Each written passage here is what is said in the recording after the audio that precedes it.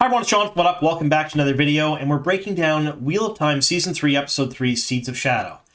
Yes, we're going to talk about the entire episode and how it relates to the book series. So if you love the Wheel of Time as much as I do, if you're excited about Season 3, or if you just want to keep up with the news, consider making us your home for Wheel of Time news, subscribe to the channel, like the video, and of course, tell all of your friends. Now, since we are talking about the episode, this type of video is really great for show watchers who have not read the books that want to know where some of the inspiration of these storylines come from.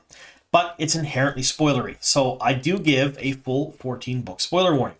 So if you haven't read the entire Wheel of Time series, that's Book 1, The Eye of the World, through Book 14, A Memory of Light by Robert Jordan and Brandon Sanderson, and you haven't seen the entire Wheel of Time show, that's Seasons 1 and 2, and the first 3 episodes of Season 3, be forewarned, I'm going to ruin plot points and character arcs from both of those mediums. Now, what we'll do is we're going to walk through the episode start to finish. We'll talk about which plot lines stayed the same, which changed, how they're inspired, what got amalgamated, things of that nature. So, like I said, it's great for people who've watched the show but have not read the books, that want to know where things come from, that don't mind spoilers. And I do want to remind you once more, we have our little red hand of doom up there, and he indicates spoilers. Folks, that number is the number of books that we're spoiling, so that guy right there is telling you they're spoilers. I'm still getting messages asking why I spoil things deep in the series in these videos. He's up there for a reason. So if you don't like spoilers, these videos aren't for you. If you don't mind spoilers, let's carry on. All right, let's start diving into the episode here. All right, the cold open for this particular episode is one of my favorite cold opens we've had so far. Yes, 1 was full of action and absolutely wild. 2 was also pretty shocking.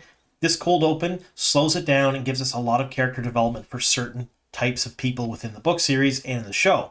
And I, for one, am loving every second of it. So essentially, this particular scene, this cold open, is not reminiscent of any particular scene within the book series. So this scene didn't happen. It's more of an amalgamation of a ton of different scenes that we see with the Forsaken. There are a number of times the Forsaken meet together in the world of dreams or in the real world in the book series, and they all act essentially the same way. They act just like this. We have to do these things. We have to get together. We have to kill Randall Thor. We have to go after the members of the Light. We have to...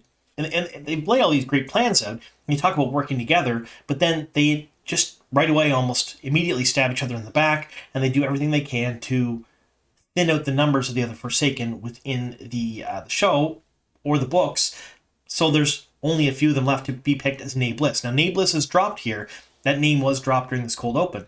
If you're unaware, nae'blis is the supreme leader of the Forces of the Dark, so they are the top Forsaken. They are the big cheese, the head honcho. They are in charge. They are the Dark One's favorite minion of anyone else. And in the book series, they all vie for that because they want that power. One of the defining traits of every single Forsaken in the book series is they want power. In some way, shape, or form, they want other things as well, but they also like power. For the most part, a couple of them really don't care too much about power. They just like having what they have. But by and large, for the most part, they all want to be the most powerful. So there's a lot of ambition here. Again, scene isn't directly from anything in the books, and we're setting up some events that are going to happen this season in this particular scene, but it is very reminiscent of how the Forsaken act with one another and how they meet and what they do during those meetings. All right, at the beginning of this episode, we see Nynaeve and Elayne interrogating 2 members of the Black Ajah. Now they're asking them where the other members have left and they fled the tower. They're trying to figure out what their next move is going to be, kind of setting up the plot for the rest of the season for them. Now, a bunch of things are name dropped here. They talk about Saldea, they talk about Tyr, they talk about a bunch of other stuff that's happening, but it's just one part of what Nynaeve and Elayne are doing here. Not only are they interrogating the members of the Black Ajah, they also Scooby-Doo a little bit, and they sort of toss the rooms, go through a bunch of evidence, they try to figure out where they're going, and they settle on the fact that the Black Ajah members are likely heading to Tanchico. And they're likely heading to Tanchico because of a couple of different reasons. One, neither members of the Black Ajah mentioned Tanchico. They obviously avoided it. And 2, they sort of kind of held close to the vest that they found some things in Leandra's room that relates to her son, and that kind of leads them back to Tanchico because that's where she's from. So this decides their entire course of action for this season, and it's inspired by a couple of different events from the books. Them tossing the rooms and finding all the objects and sort of getting the information, in the book series they do that. That is something that is done within the tower after the Black Ajah leave. And it doesn't lead them to Tanchico, it leads them to Tyr. So essentially what happens during the book, The Dragon Reborn, is everyone is shunted to Tyr. That's where everybody goes. So you have the girls in the tower heading to Tyr. You have Rand on his own heading to Tyr. You have Mat heading to Tyr. You have some Aiel heading to Tyr. Everybody converges on Tyr, and the entire plot of The Dragon Reborn centers around them showing up in Tyr with all the main characters and kind of redoing what they did in the Great Hunt and having another kind of a big battle with the Forsaken, and Rand proclaiming himself as the Dragon Reborn there by pulling Callandor out of the stone. Now, Callandor and Tyr have been mentioned in this episode, so it's one of those things where they are searching the rooms, they're finding information, but they're kind of being pushed towards Tanchico, and that's the next plot line of the books. So during the Shadow Rising, while they're still in Tyr, you have Gawyn, Nynaeve, Elayne, and Aviendha interrogating the two members of the Black Ajah they caught in Tyr. These same two members were caught in Tyr when they showed up there. And they're interrogating them and trying to figure out where they're going next. And they're doing sort of the same thing. They're name-dropping Saldea, they're name-dropping Mazrim Taim. They're talking about trying to break out this false dragon and proclaim him as the Dragon Reborn against Rand. They're talking about all these other things, and they eventually get out of them that the members of the Black Ajah are in Tanchico and that there's something there that can hurt Rand. That's what they're hunting. So we essentially, in this very first scene and throughout the other scenes with Nynaeve and Elayne within this episode, which like we'll see as you progress through the episode, skipped an entire book. And it was kind of a smart move to do it because, yes, the Dragon Reborn centers all towards Tyr, but the plot lines are the plot lines and the plot beats are very similar to the Great Hunt. They're not the same book, but they do the same things in a little bit of a different fashion, if that makes any sense. So by skipping all of that and going directly to the next big plot line with these girls going into Tanchico, we're kind of cutting out a whole book in a very smart way. So that's what you're seeing here. So they interrogate them, they look through the rooms, they pull the Scooby-Doo act where they're kind of investigating and doing some sleuthing, and it leads them all to Tanchico, which you're cutting out them going to Tyr first. And Rafe Judkins has said in a number of interviews, along with Rosamund Pike, that we'll be going to a Tyr in a later season. So that's what this is all about here, and that's where it got inspired from the book series. We have quite a few scenes with Elaida Sedai in this particular episode, politicking. So she is talking and kind of conniving and scheming, and it's just an absolutely amazing performance by Shohreh. I couldn't picture someone better for Elaida. Now, we're seeing quite a few people in this series that are kind of embodying their characters, but she's doing a great job. So what we see here, none of this really happens on page within the books. So you see her positioning herself, trying to ingrain herself back into the Red Ajah. She's been away from the tower for quite some time. She is trying to bribe the highest tier, which is the leader of the Red Ajah. She is talking with Lyanna. She's talking with Perrin. She's doing all of these little kind of squirrely things to set things up and to get herself back into the fold of power. Now, her and Siuan have sort of a rivalry within the book series, and I say sort of, it's quite a big rivalry. Elaida ended up teaching Moiraine and Siuan as novices and did not like either one of them at all. And like I said, all of this could have happened in the book series, but we're not 100% sure because it all happened off page. Essentially, Elaida comes back to the tower, and there is a little bit of scheming from her in the books on page when you get to read it, but mostly the end result is what we generally see. So she basically at some point, and we will likely see this at some point this season, perhaps next season, she formulates a tower coup. Now in the book series it's a bit different.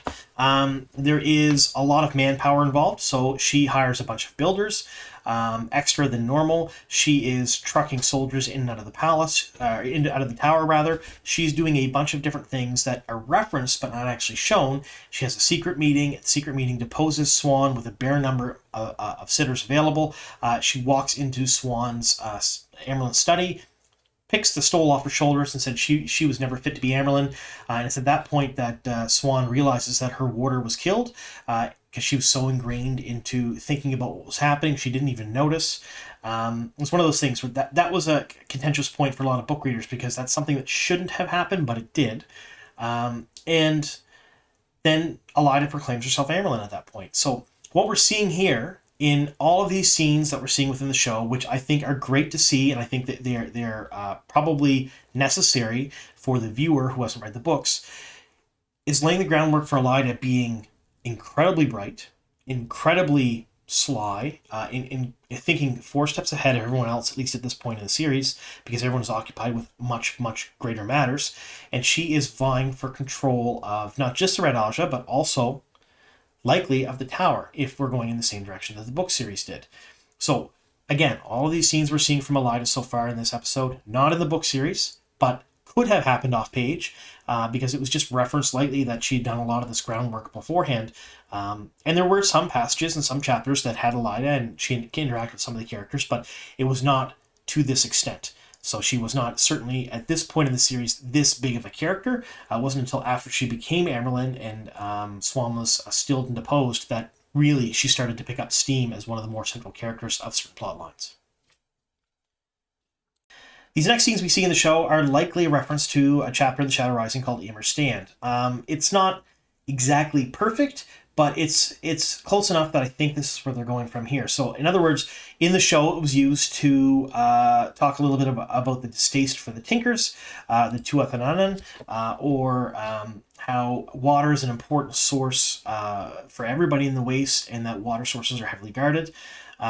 In the book series, essentially they are on their way to Rhuidean, so it's Rand and Moiraine and Lan and Egwene and Mat, as well as a bunch of Wise Ones and a bunch of Aiel. They're all heading to Rhuidean. Now, the Shaiado are also headed to Rhuidean at the same time. Like, they haven't been there yet. They're not quite going there. Like, they haven't shown up, but they're on their way, and they're kind of shadowing each other. So when they come across Ymir Stand is a source of water, and there's no one there. The goats are just left wandering. They're not being tended to by the shepherds, and it's kind of a weird thing because they're a valuable resource. So Rurik and some of the Aiel check it out, and sure enough, the one little tiny building in Ymir Stand is just a slaughter. Everyone has been killed, and Matt comes in and remarks, well, he thinks it looks like the work of Trollocs, and everyone else kind of disagrees with them, especially Avienda. She's like, no, it's not Trollocs. And they're trying to figure out how that happened or why it happened. Here what we're seeing a bunch of Tinkers that were killed, and Lan argues that although it looks like they were killed by swords, it probably is spears made to look like swords. So in the book series, Ymir Stand was where a bunch of people died. They camp for the night, and then they get attacked by Trollocs. So Trollocs shadow spawn. They attack at Ymir Stand, and Moiraine defends the Wise Ones camp. The Shaiado also get attacked. Like, it's a big battle with Trollocs in the Waste. We're not seeing that here. So saying it's swords could be a reference to possibility being a Trollocs, but when Lan says no, it looks more like spears, I think what they're doing is they're setting up the Shaiado to be the real bad ones here. I don't think we're really going to see the exact same scenes when it comes to shadow spawn and whatnot in the Waste. What we're going to see is the Shaiado kind of being pushed more and more as being the big bads, so they can be set up for that way in next season. Sort of like the Shan-Chan were. Like, one of the leaders of the Shan-Chan, Suroth, she was a dark friend, and it was they were kind of open about it in the second season. It wasn't a secret in any way, shape, or form. I think they're going to likely do kind of the same thing here. But yeah, so this whole scene here, likely a reference to that chapter within The Shadow Rising. Not exactly the same as the books, but it's a very good way of showcasing Aiel history, Aiel culture, and some of their problems with Tinkers, especially before getting into episode 4, The Road to the Sphere, because The Road to the Sphere is where Rand actually enters Rhuidean, and he learns the truth of the Aiel, and the reader does in the books, as well as the show watcher will next week, because it's been heavily referenced, and there's a preview for it now, showcasing some of that stuff of him walking through the columns. Really cool stuff. Either way, I think that's what this scene was. Back in the Two Rivers, we have a little touching moment between Perrin and Alanna. So we know that Alanna is there in the Two Rivers with the Maksim. We know that Perrin goes, and he is there basically visiting the grave of his wife in the show. Now, a little bit of a difference here, and I want to talk about the scene, especially with the apple trees and the apple blossoms that are happening here, because it is an important tear-jerking kind of like really emotional scene within the books. Perrin goes there after coming back to the Two Rivers, and he finds out his whole family has been killed. So in the book series, Perrin was never married. He left the Two Rivers, and he was interested in a girl called Layla, and might have dated her, maybe even married her if he had stayed around. And that was mentioned during The Shadow Rising when he came back to the Two Rivers. But she was already had a kid with someone else at that point, so it was just a fleeting thought, kind of like throwaway thought in the books. And when he finds out his family is dead, like all of his family, his sisters, everyone else, he goes to where they buried them. They buried them under the apple trees because his sisters really loved apple trees. And there's a whole lot more to that. That's essentially that scene within the books, and he's very upset. They mirrored that scene here because they used Perrin's family as sort of a MacGuffin to get rid of Tam and Abel this season, because they mentioned that Tam and Abel got his family out. So they were able to get them to safety when Abel's family was captured. So it's one of those things where they effectively got rid of Perrin's family, just like Perrin's family doesn't exist in the books, and they're using this to close the chapter of his wife that they started in episode 1 of season 1. And they kind of have to close this chapter off because he meets Faile in this episode, and Faile is his love interest and eventually becomes his wife in the series. And he probably should have emotional closure for past trauma and past relationships before that happens. Yes, the relationship is quite messy, which was one of the facts that I really loved about it in the book series because it was so real. But I don't think it should be messy because of his past trauma with a wife. They make plenty of their own trauma together as young people, just navigating the difficulties of a relationship in a stressful time. But either way, this scene here was when Perrin went and he visited the graves of his family, and they kind of mirrored this in the show when he's laying to rest his wife's ring, or his wedding ring, and in essence laying to rest the memory of his wife. Now we're meeting Lord Luke here for the first time in this scene, and I want to talk a bit about him and a bit about Faile, but mostly about Lord Luke. So Lord Luke is not exactly a massive part of many storylines in the books, but he is a pretty big part of Perrin's storylines in the books, and I think it's something they're probably going to cut out of the show completely. So we meet him here, and he's sort of a throwaway character, at least in my opinion. He appears, and he's just there briefly, and he leaves. Doesn't mean we won't see him again, or he doesn't do more things, but at the very least, right now, we don't know much about him. He introduced himself as a hero of the Horn, as a hunter for the Horn, which is what he is in the book series, and they meet in much the same fashion. So Perrin is in the Two Rivers during the Shadow Rising, and he does meet a gentleman by the name of Lord Luke, who is a hunter of the Horn, and he sort of jokes, does Faile know him, because Faile was initially a hunter of the Horn. Now, in this scene here, not only are we seeing Lord Luke coming in, but we also get to see Faile for the very first time. Now, Faile is also a hunter for the Horn in this particular instance in the show, which she is in the book series. So we're going to talk a bit about how Faile met Perrin in the book series, which is different than this. Then we're going to talk about Lord Luke and what he means to the books versus what we're seeing so far on the show and what we may see later on in forthcoming episodes or seasons. We're not entirely sure about that. So, Faile. In the book series, Perrin is in a small town with Moiraine and Lan, and he sees an Aiel in the cage, Gaul. Now, Gaul ends up being kind of a bro to Perrin throughout most of the series, and they kind of have this relationship together. He is, I think, at this point at least, cut from the show. We would have seen him last season, but instead, Perrin rescued Aviendha. And I mean, it kind of makes sense that Gaul is cut from the show because while Gaul is great character, well loved by the fandom, he really doesn't do anything important. In the grand scheme of things, in the grand scope of things, while he's a nice character and a great character, he is not exactly an important character in any way, shape, or form, and his absence is not hurting the story at all. So when he frees Gaul from the cage, White Cloaks attack, he kills a bunch of White Cloaks. Faile at the time sees all of this, and then Faile takes an interest in it and tries to go along with him because he's a dangerous man. He's rescuing Aiel. He's killing White Cloaks. He's traveling with Lan and Moiraine, which an Aes Sedai and a warder. So if she's going to find the Horn, she's going to find it doing interesting things. She calls herself Mandar, which Perrin kind of gets a chuckle at, which we do see in this episode later on. We do get to see the scene where she calls herself Mandar, and Perrin's like, I know a man whose horse is named Mandar, but it's kind of funny. Almost the exact same thing happens in the books.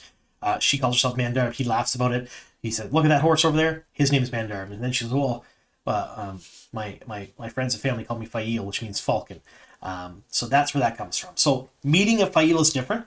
So Perrin meets her long before the events of Tyr in The Dragon Reborn, and is with her for almost an entire book. So the latter half of the third book and the first half of the fourth book before they get to the Two Rivers and where we're at in the timeline of the show. He's been with her for quite some time, and they're kind of fighting a little bit at this point because he didn't tell her he was coming to the Two Rivers, and he kind of just ran away because he was going to go give himself up to the White Cloaks, and she found out and got mad because they're in a relationship. So that's the Faile bit. The Lord Luke bit is way more complicated, and which is why I don't think we're going to see him in the show in this capacity at all. So there's a lot of little tidbits Jordan threw into the books that are one-offs. They had a little bit of flavor, they had a little bit of spice, and they're good for reading, but they really make almost no sense in the grand scheme of things unless you really, really dig into them and you really think about them and you reread a few times and you get the history. A lot of it's very, very smart stuff. hard to show on TV for the average watcher, because it's one of those things where unless you hammer somebody over the head with it, you're going to miss some details and it's going to be very confusing. So, Lord Luke is 2 people. Actually, Lord Luke is 3 people. We're going to go with that. So, Lord Luke was Rand's uncle. So he was his mother Tigraine's brother, and he was told by an Aes Sedai, Gitara Moroso, that he should seek his adventure and his fortune in the Blight, and that he should do that. So he went to the Blight. There was another man called Isam, who is part of the royal bloodline of the Malkiri, who is a blood relation of Lance. When Malkiri got overrun, he was also lost in the Blight. The 2 of them, presumably, we're not 100% sure how this happens because it's never described in the book series at all. It's only talked about in passing here and there. Presumably, while they're in the Blight, they merged together and they made something new. And this new thing was called Slayer. Right? So he can essentially take the form of Isam. He can take the form of Lord Luke. And in the Wolf Dream, or in the World of Dreams, he takes the form of Slayer, which is sort of an amalgam of the 2 of them. And he has all kinds of strange and weird abilities in the World of Dreams, because he is very, very good at it there. And he has some differing abilities in the waking world as well. He's a little bit more tough than the regular person. But other than that, most of what he is dangerous for is for stuff he does in the World of Dreams. And the World of Dreams, or the Wolf Dream as Perrin calls it, factors in fairly heavily within the Battle of the 2 Rivers, and Slayer is a big part of that. From what we've seen so far in the show, Perrin has not really entered the Wolf Dream that much. We've not seen a whole lot of it. There's not been many explanations of it. We haven't spent much time there.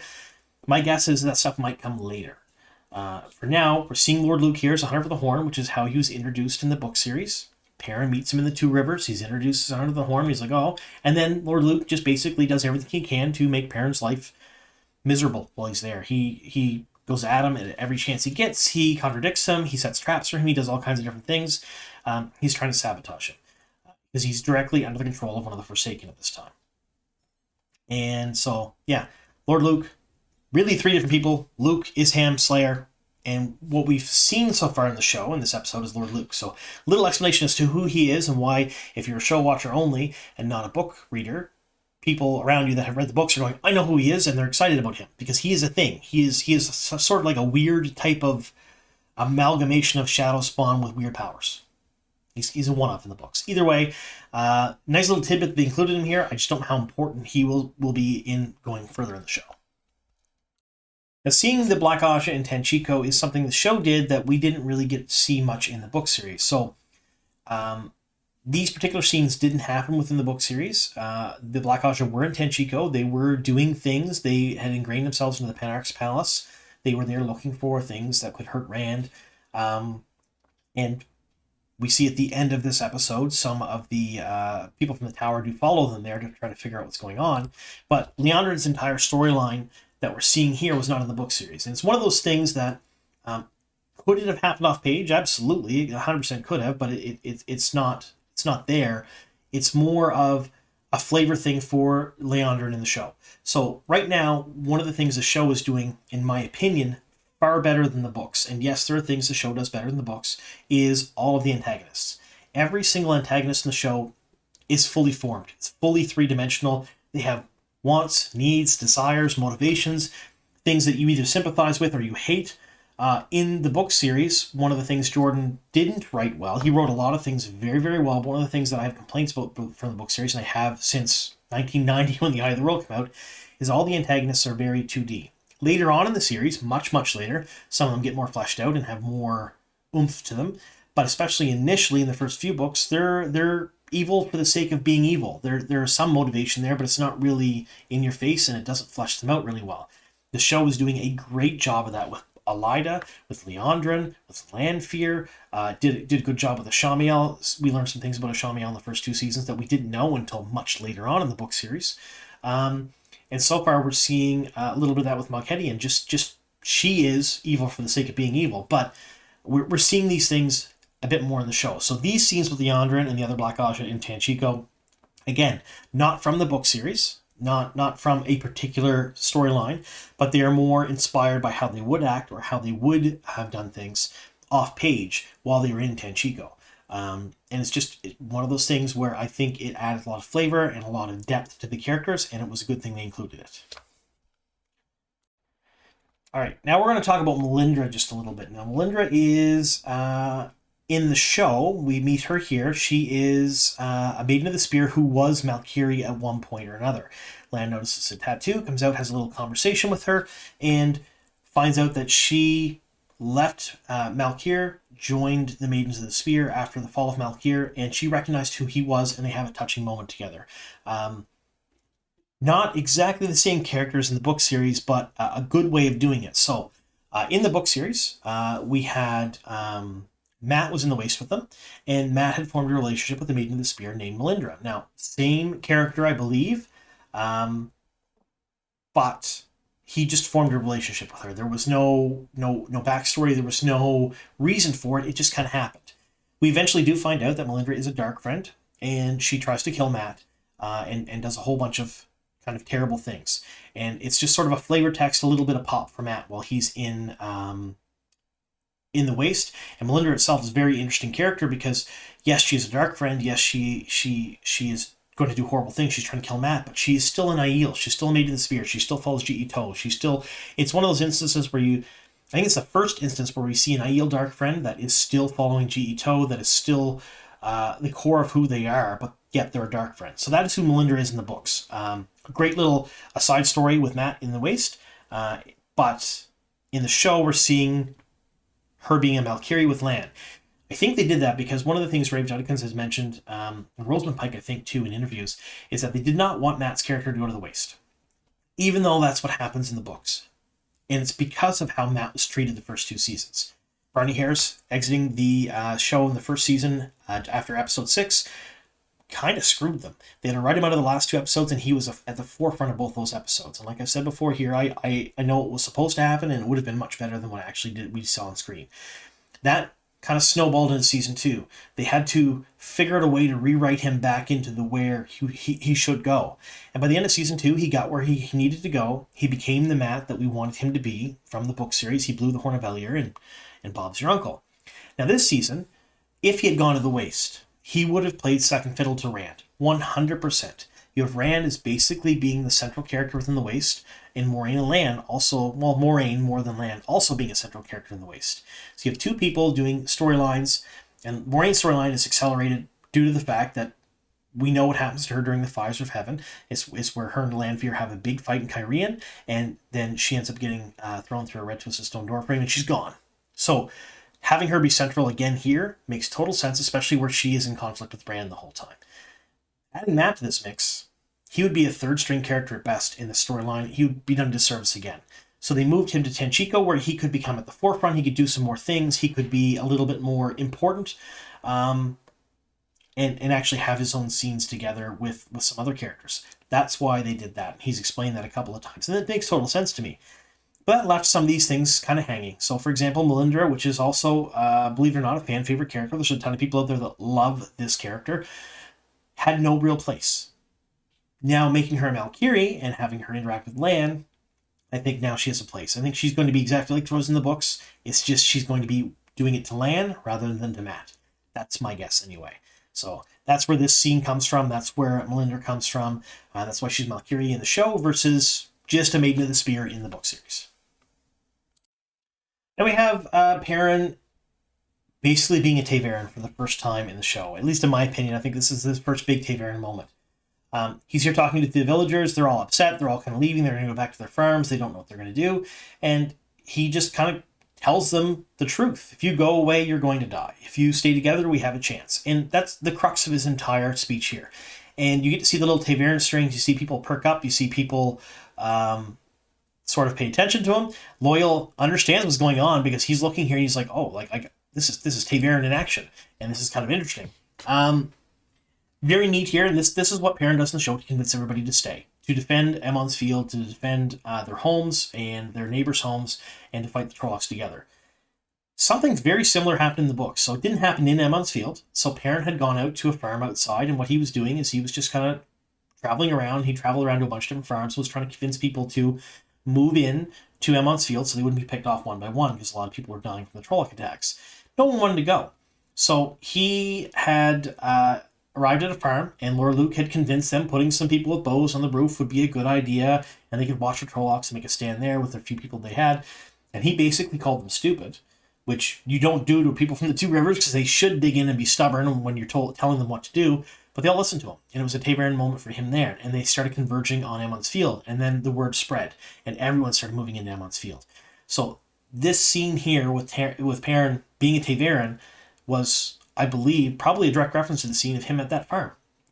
And believe it or not, at that farm is when he saw Elaida again, his one-time love interest in the books before the first chapter of the first book, never happened on page, with her baby. And that's the only time it's mentioned, so that's the inspiration for his wife in the show. But yeah, so that's, I think, where this scene is particularly coming from.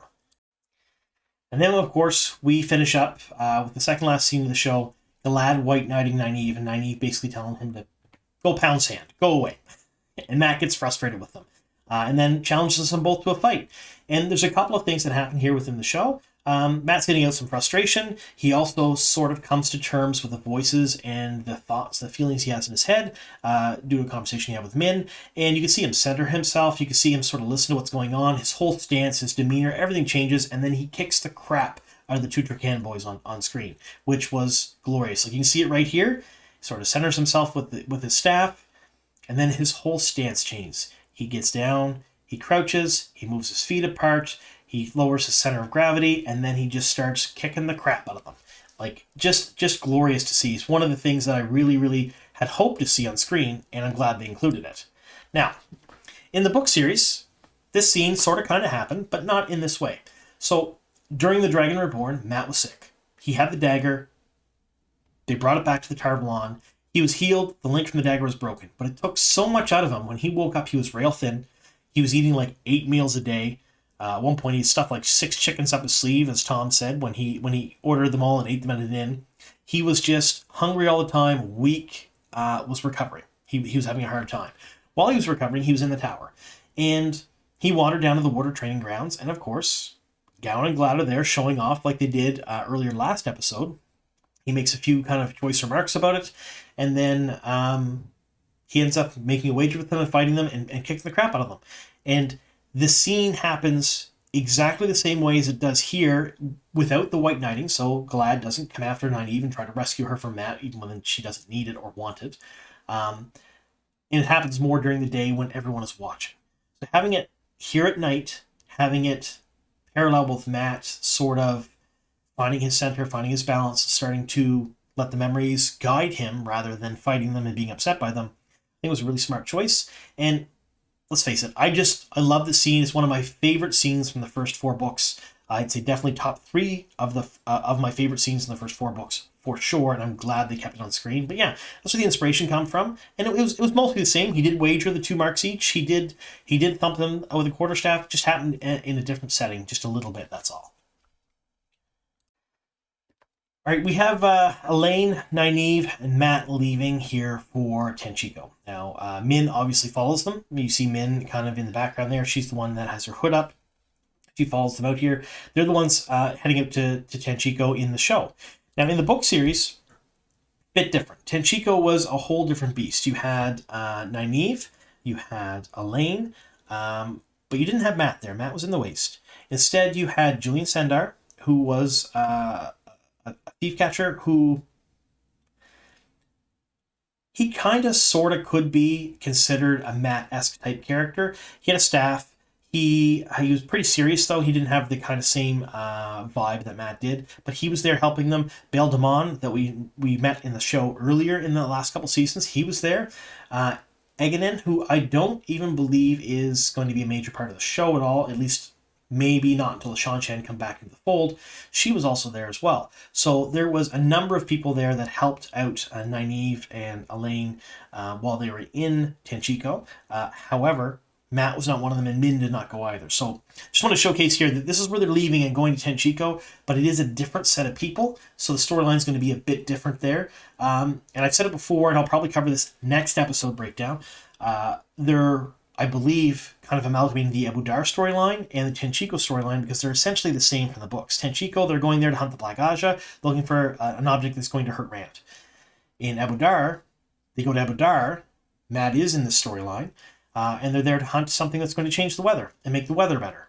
So they're also going there, and there's also Black Ajah and other Aes Sedai, and it's a similar type of vibe to it, a similar type of same story beats anyway. So I think this is sort of an amalgamation of the two storylines, which is why Matt is with them, and they probably put Min in there too, sort of as a comic relief for Matt, because the two of them work really well on the screen together. And we're probably not likely going to see Bail Damon or Eganin or Julian Sandar in this particular storyline. Okay, folks, so that's the rundown of the episode where I believe everything came from the book series, at least where it was the same, where it was different, where they got inspiration from. So I want to know from you folks, are these videos helpful? Is this something that as a show watcher you like seeing if you haven't read the books? How many of you have not read the books and are just braving the 14-book storyline? Spoiler warning. How many of you out there have read the books a while ago and these are helping with that? Those are questions I want to know. I enjoy making the videos. It's not like I'm going to stop making my breakdown videos and comparisons, but I want to know if it's something that is helpful to you folks out there that are watching the show, sort of as a companion to it, or if you just find it interesting. Either way, look forward to, I'm going to do a couple of videos tomorrow, probably 2 videos tomorrow, and then we're likely going to start right away on Thursday with my review, then my Easter egg video, and then my breakdown, all consecutive days for episode 4, Road to the Spear. That's going to be absolutely wild. I will tell you folks right now, I did rate that one very high. I'm not telling you my rating just yet, but very high. It was one of my favorite episodes of the season, let's put it that way. Very good episode, and I can't wait to start breaking that one down for you folks. So thank you so very much for sticking with us here to the very end, and here's to many more.